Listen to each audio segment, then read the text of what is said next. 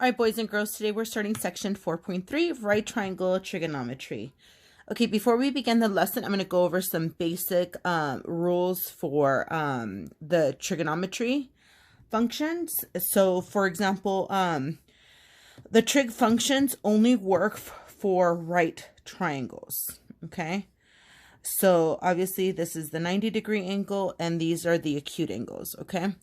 So in order for you to use any of the trig functions, you have to use them for the acute angles. They don't work for the actual right angle, okay? So let's just suppose I'm working with this angle, and we'll call this theta, okay? Then, of course, a right triangle has three sides, two legs, and the hypotenuse, okay? Remember, legs are always interchangeable, but this is always the hypotenuse. Okay, the side across from the angle that is our angle of reference, that's going to be the side that's opposite. Okay, opposite. The side that is, or the leg, I should say, okay, that's right next to the angle, it's going to be the adjacent side. Okay. And of course, this is always going to be the hypotenuse no matter what, okay? Always.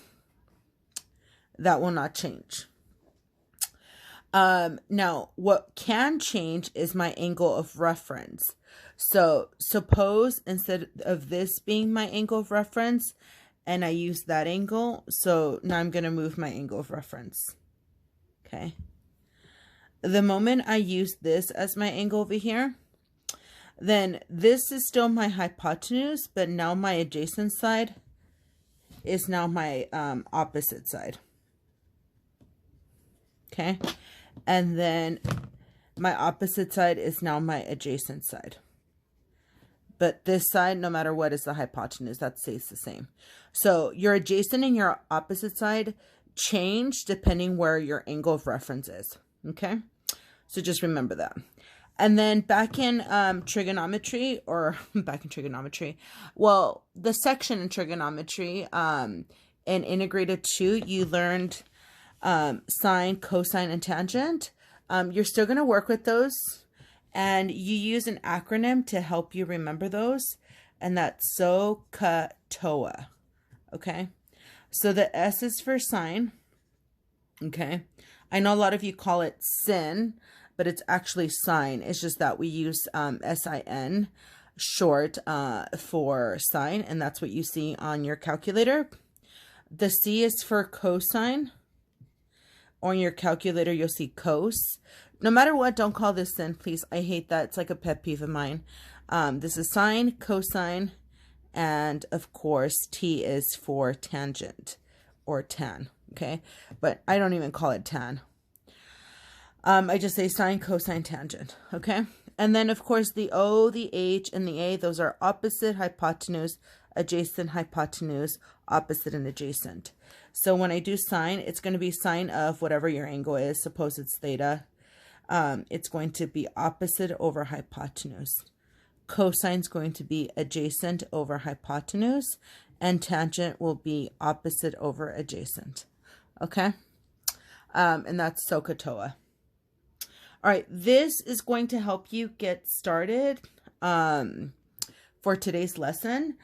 You can also find this on page 273 in your book, except we added a couple new ones. Okay, the ones that we added are now cosecant. And just so you know, we say cosecant, you're like CSC. It's actually cosecant, okay? And then we have secant. And then that's ECANT, secant. And then we also have cotangent, okay? Cotangent. Okay, I apologize if my writing is getting messy or if it's getting a little bit cluttered, but you can also find this on page 273, like I said. So cosecant is actually hypotenuse over opposite. And if you notice, cosecant is basically the reciprocal of sine, which you kind of already knew that because we talked about in the previous lesson. So what is secant? Secant is actually hypotenuse over adjacent. Again, it's the reciprocal of cosecant. Cotangent is adjacent over opposite. Okay, again, it's the reciprocal of tangent. Honestly, guys, SOHCAHTOA you've seen before, so you can at least set that up. These are the new ones, but just remember, cosecant is reciprocal of sine, secant is reciprocal of cosine, and cotangent is reciprocal of tangent. Just remember that, okay? Or draw it on an index card and have it near you every time you do an example, okay? All right, let's move on to the next part because then we're going to do an example. All right, boys and girls, the first example that I'm going to do with you is this example. Notice I have a right triangle and we have a leg of 2 and a hypotenuse of 5. And of course, I went ahead and rewrote the little chart on page 273 and an index card, and that way you can use it as a reference, okay? And I can show you more or less how to utilize this. All right, so let's get started. The example basically wants us to find the exact values of the six trig functions of theta using the triangle. Okay, so I'm going to set it up for you. All right, boys and girls, so I've set it up for you. I can see there's a little bit of a glare. The light is bouncing off my whiteboard, but that's cosecant, okay? I'll try to move it as I work it. So if you notice, the way that I write my six trig functions is I write sine, cosine, tangent, and right next to them, I write the reciprocal. So cosecant, secant, and cotangent. Okay. I apologize that I can't speak. It's kind of late at night. Okay. All right. So here's the deal. In order for us to write this, notice that we're missing one of the sides. So it's going to be difficult to set some of these up because we're missing a side. So currently what we have is the opposite side, because right across theta is the opposite, and we have our hypotenuse. What we're missing is our adjacent, okay?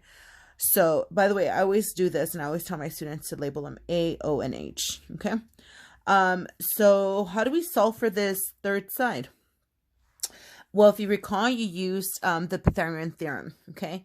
The Pythagorean theorem will help you solve for the third side, as long as 2 sides are given. Okay, so let's do that right now.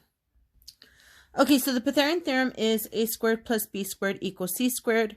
Remember, a and b are the legs and c is the hypotenuse. So let's go ahead and plug it in. I don't care which one's a and b because they're interchangeable. They're both legs. So I'm just going to go ahead and make a squared my adjacent side. So I'm going to write a. B squared, that's going to be my opposite side. So it's going to be 2 squared. And c, of course, is my hypotenuse. So that's going to be 5 squared. Okay. And then, of course, 2 squared is 4, 5 squared is 25, and we're trying to solve for a. So we're going to subtract 4 to both sides, and a squared is 21. And then we're going to square root both sides. So a is square root of 21. And I can get a decimal, but what's the point? We're just setting these up. So I would just leave it like this. This would be my final answer, okay? Square root of 21 is not a perfect square. I would end up with the decimal, so leave it as a radical, okay? So over here, the adjacent side is square root of 21, okay? All right, so we have enough information to start setting this up, so let's go ahead and start doing that. So sine, we said, is opposite over hypotenuse, so this is going to be 2 over radical 21. Okay. Oops. I'm telling you guys, it's late at night.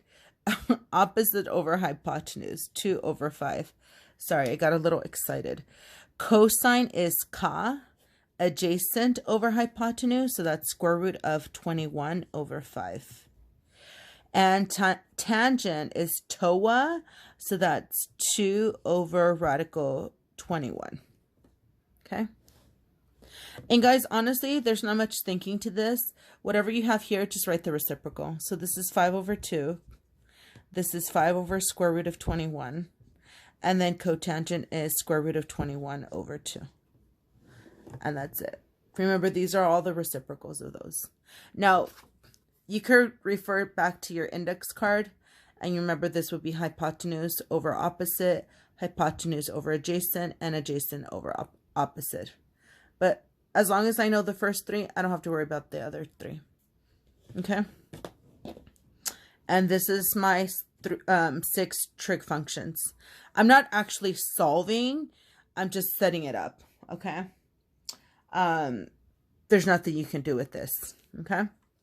Now, I would say we were completely done, except you guys look at your answers. 2 of them should stand out. And that's tangent and secant.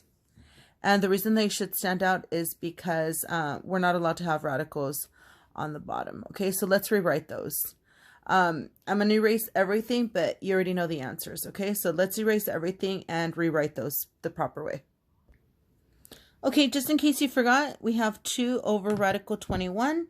And remember, we just multiply by radical 21 to the top and the bottom. Okay, and in doing so, then I'm going to end up with 2 radical 21.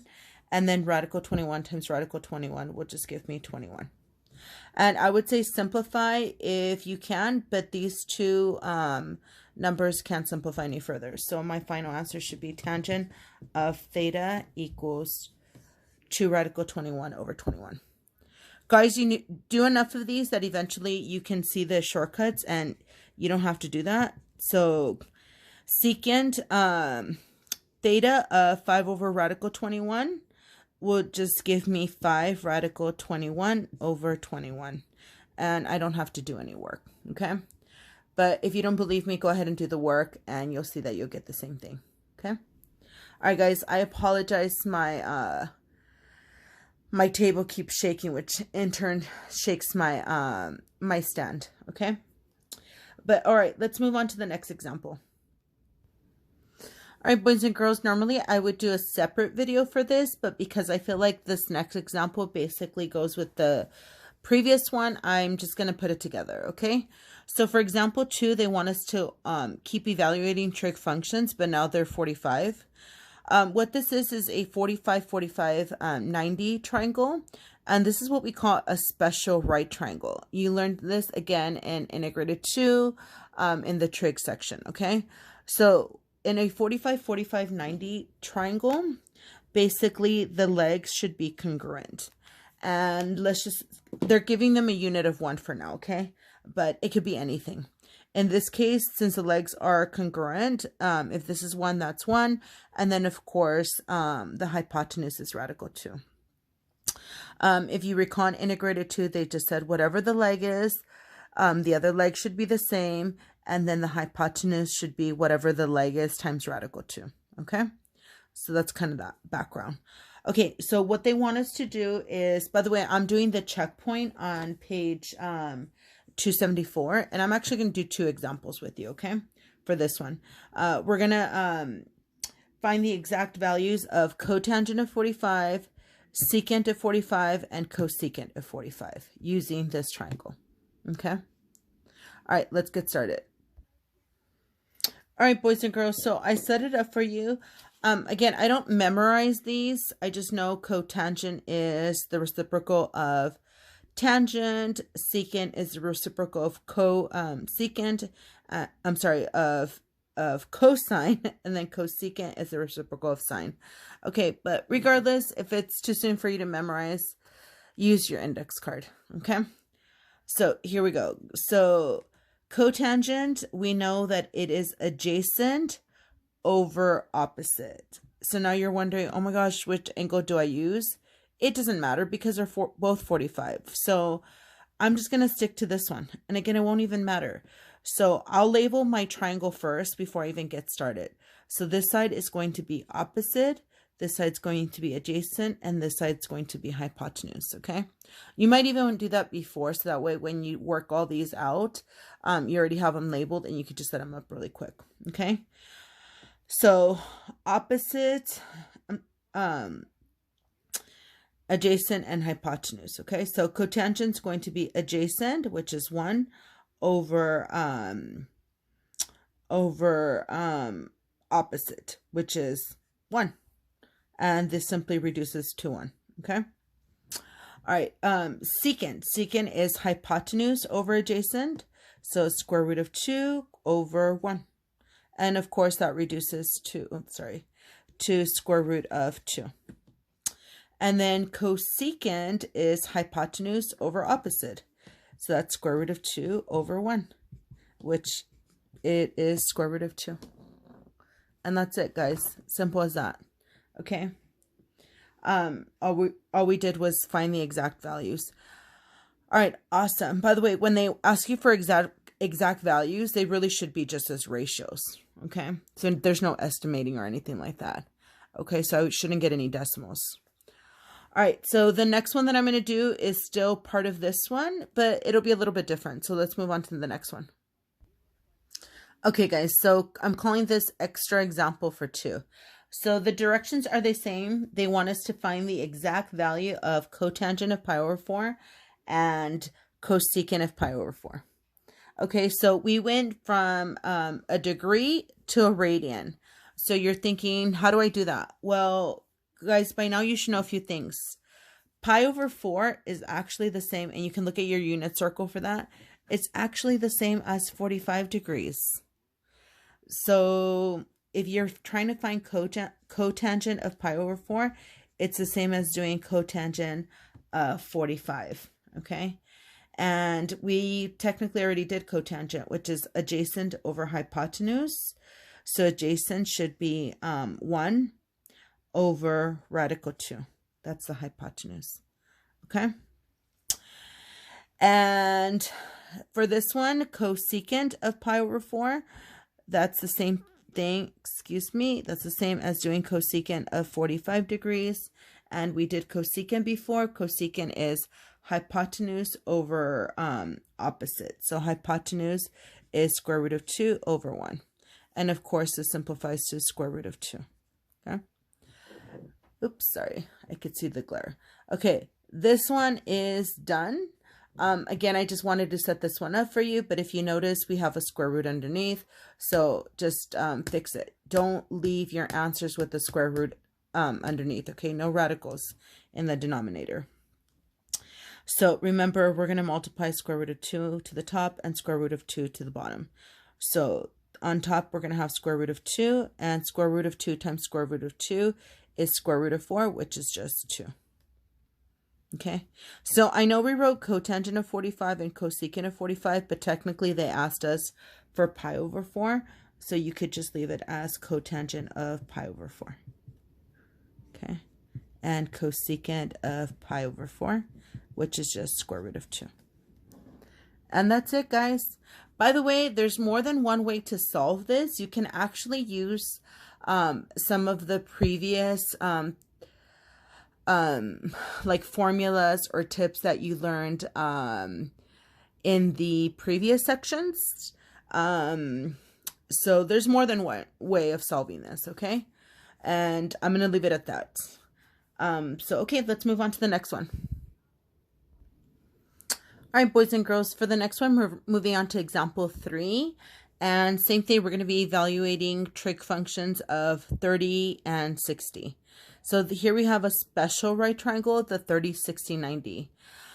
Again, I would normally make a video separately just for this one, but I feel like all 3 of these examples just relate to one another, so I felt I should just keep it together, okay? So here we go. In a 30, 60, 90 triangle, we have what's called the short leg, and this one right here is the short leg. How do you know it's a short leg? Because it's right across the smallest angle. Then we have what's called the long leg, okay? Short leg, long leg, because it's across the 60 degree, okay? Notice I said long leg, not long side.